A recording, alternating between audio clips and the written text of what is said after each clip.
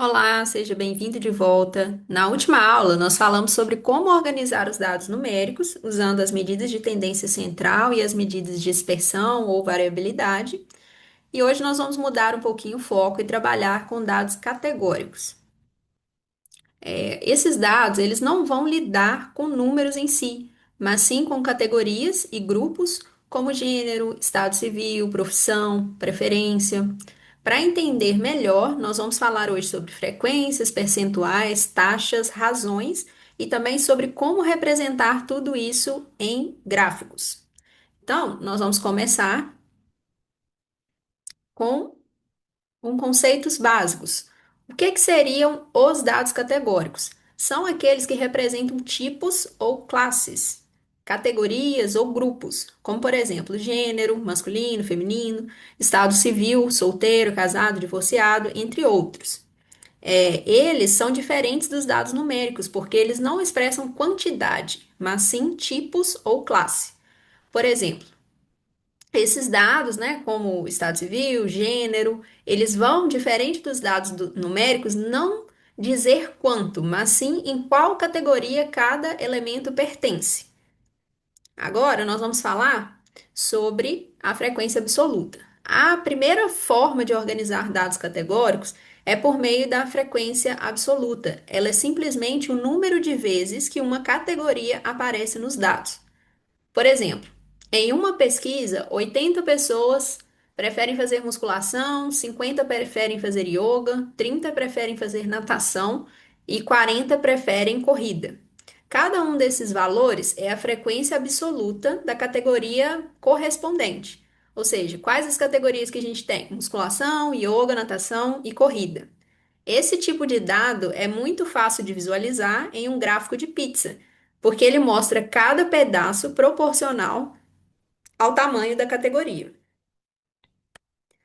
Já a frequência relativa vai mostrar a proporção de uma categoria em relação ao total. Ela é calculada dividindo essa frequência absoluta pelo número total de observações. Nesse exemplo anterior, o total de pessoas vai ser de 200. Então, nós vamos pensar que para a musculação, 80 dividido por 200 daria um total de 0,4 ou 40%. Yoga seriam 50 indivíduos dividido por 200, que é o total, que daria um total de 25%. Natação, 30 dividido por 200, que daí daria um total de 15%. E corrida, 40 indivíduos dividido por 200, daria um total de 20. Agora nós vamos ter uma visão proporcional para conseguir comparar melhor a representatividade de cada categoria dentro daquele conjunto que estamos analisando. Os percentuais, ainda dentro das frequências, são apenas uma forma diferente de expressar a frequência relativa, mas aí nós vamos utilizar uma escala de 0 a 100. Elas são especialmente úteis para fazer comparações mais intuitivas. É mais intuitivo dizer, por exemplo, 40% das pessoas preferem musculação, do que dizer a frequência relativa é 0,4. Então, o percentual é só uma forma de expressar a frequência relativa.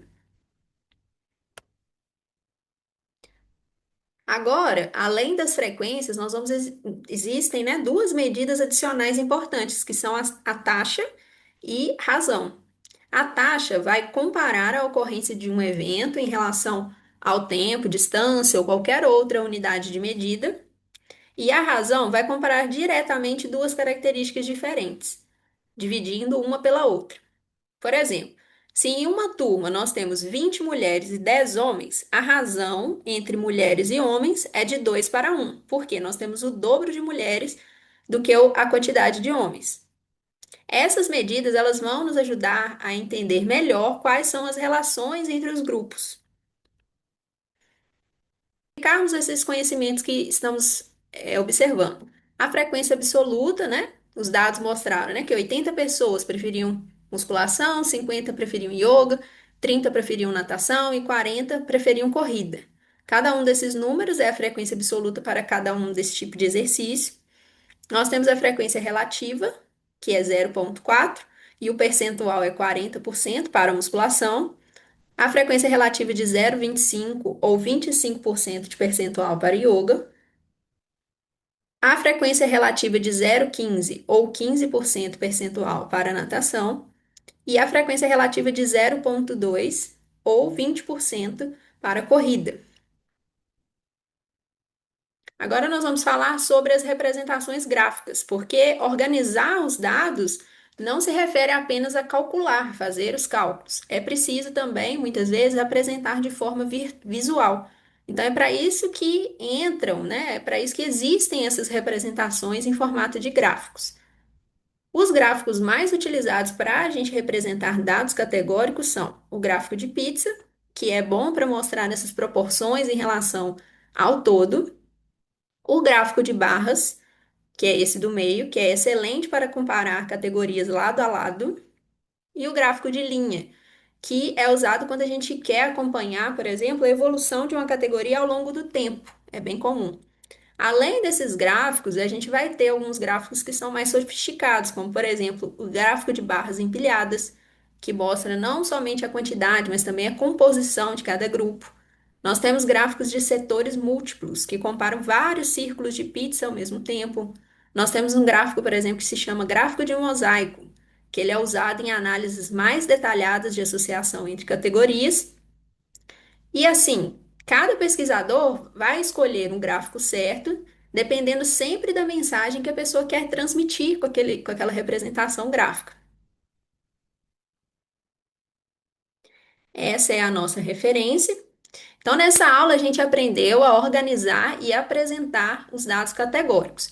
Cada representação traz uma perspectiva diferente para os mesmos dados. Nós podemos representar em gráficos de pizza, mostrando proporções, em gráfico de barras, comparando lado a lado, ou ainda um gráfico de linhas, caso nós quiséssemos acompanhar dados que mudam ao longo de vários meses ou anos.